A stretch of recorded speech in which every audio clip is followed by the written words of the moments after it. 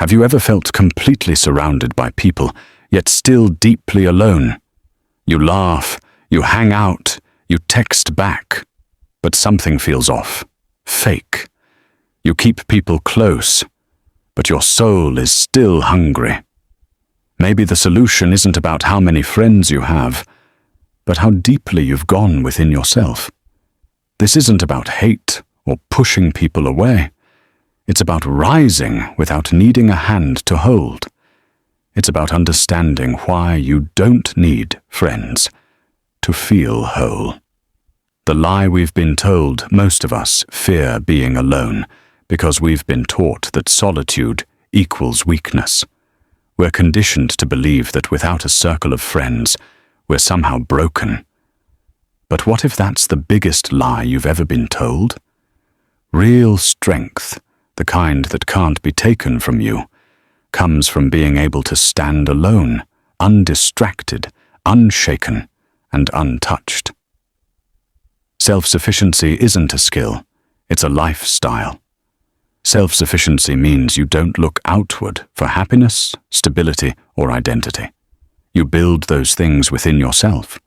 When you stop depending on others to feel seen, heard, or valued, something powerful happens. You take full control of your life. You realize that everything you thought you needed from someone else, you can actually give to yourself.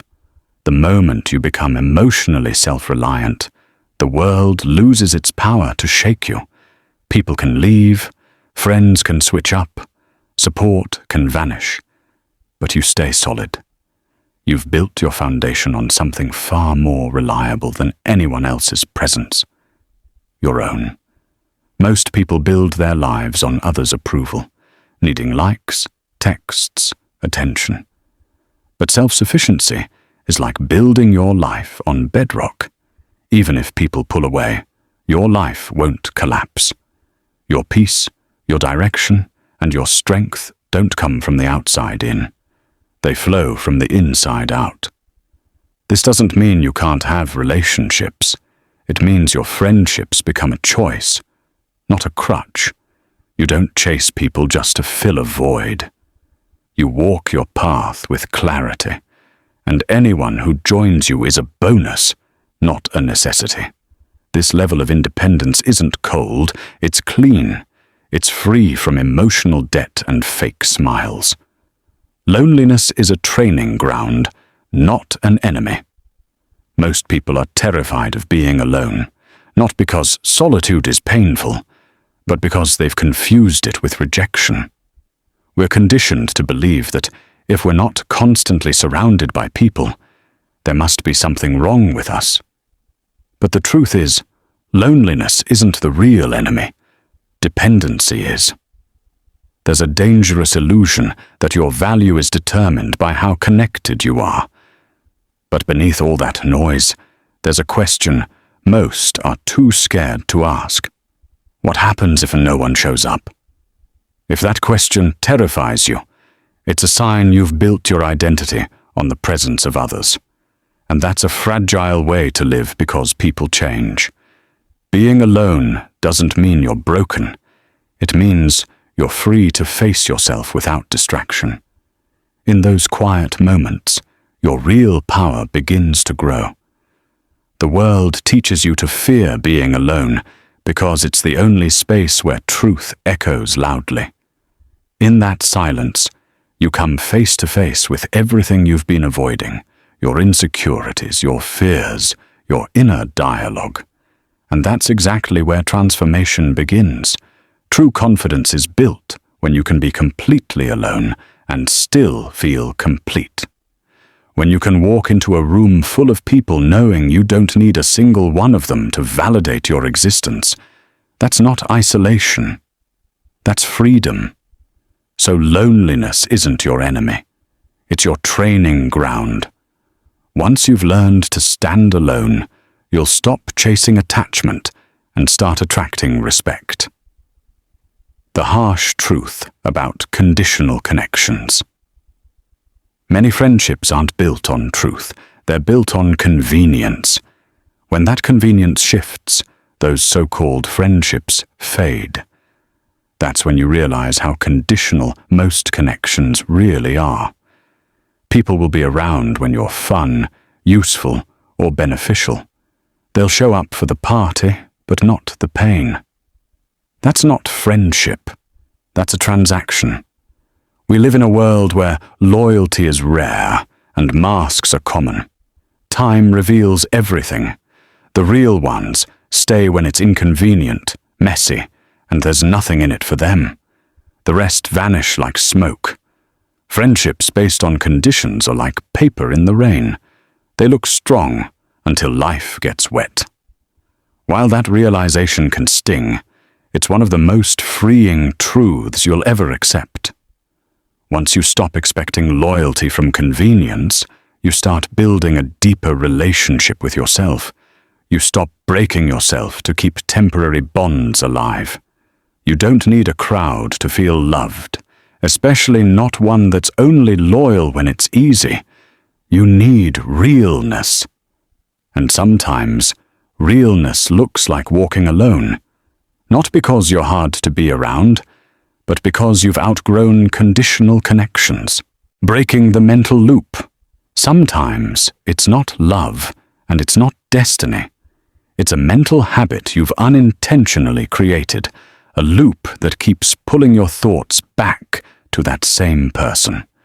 Your mind is powerful, but it can also become your biggest trap when left unchecked. When you constantly think about someone, your brain begins to associate them with importance, even if they're no longer relevant. That repeated thought becomes a pattern, a routine, a reflex. Your mind gets used to circling back to that name, that face, that memory. This is where overthinking becomes dangerous. You're no longer just remembering someone. You're dissecting everything, every word, every gesture, every silence. This endless analysis offers no real answers, just more questions and emotional exhaustion. And what's worse, overthinking creates illusions. It makes you believe there's something still there. But the truth is, you might just be stuck in a mental loop. The only way to break it is through awareness. You have to catch yourself when the thoughts come. Not to suppress them, but to redirect them. Ask, is this thought helping me? Is this obsession making me grow or keeping me stuck? You break the pattern by becoming intentional. Replace those thoughts with new routines, new people, and new experiences that pull your mind toward the present instead of anchoring it in the past. You have the power to train your mind to focus on what's healthy and empowering. Freedom starts in the mind, and when you take control of your thoughts, you take back control of your life. What your subconscious is trying to teach you. What if their constant presence in your thoughts isn't just emotional attachment, but a message from your subconscious mind? Sometimes, the person who lives in your thoughts is not meant to stay in your life, but to reveal something within you. Your subconscious holds a deep ocean of memories, patterns, fears, and desires. It holds on to things you haven't fully processed, not to torment you, but to bring attention to something important. Sometimes, that person represents a wound you haven't healed yet. Your subconscious wants you to address that wound, not carry the pain forward. Other times, that person symbolizes something you desire: love, safety, validation. Your mind isn't really stuck on them. It's stuck on the version of yourself you were with them. Understanding this is powerful because it shifts your focus from asking, "Why can't I forget them?" to, "What are they trying to show me about myself?" The more honest you are with yourself, the more clarity you'll gain, and with clarity comes release. The goal isn't to erase the memory. The goal is to understand it, learn from it, and free yourself from its emotional grip. When you recognize that the people who haunt your thoughts are simply reflections of the places inside you that need healing, You realize you don't need to obsess over the reflection. You need to focus on what it's showing you. This shift from emotional reaction to conscious reflection is how you reclaim your power. Healing isn't about forgetting someone. It's about remembering who you are beyond them. It's time to reclaim your energy. Now that you understand the emotional and psychological reasons someone stays on your mind, here's the truth you need to hear. It's time to reclaim your energy. Holding on to their memory has drained you, distracted you, and delayed your growth. Your life was never meant to revolve around a person who is no longer present. You have goals to chase and dreams to pursue. Every moment spent dwelling on someone who left is a moment lost from becoming the best version of yourself. So how do you begin the process of truly letting go? First, start with awareness. Don't judge yourself. Just notice when your mind drifts back to them. Gently redirect your thoughts. Read a book, take a walk, or journal your emotions. Next, break the cycle. Stop checking their social media or revisiting old messages. Block, delete, and remove whatever keeps triggering the obsession. Do this not out of hate, but out of self-love. True strength isn't in pretending you don't care. It's in protecting your peace. Finally, pour into your own life. Reconnect with your passions. Build a routine that excites you. The more full your life becomes, the less room there is for thoughts that no longer serve you.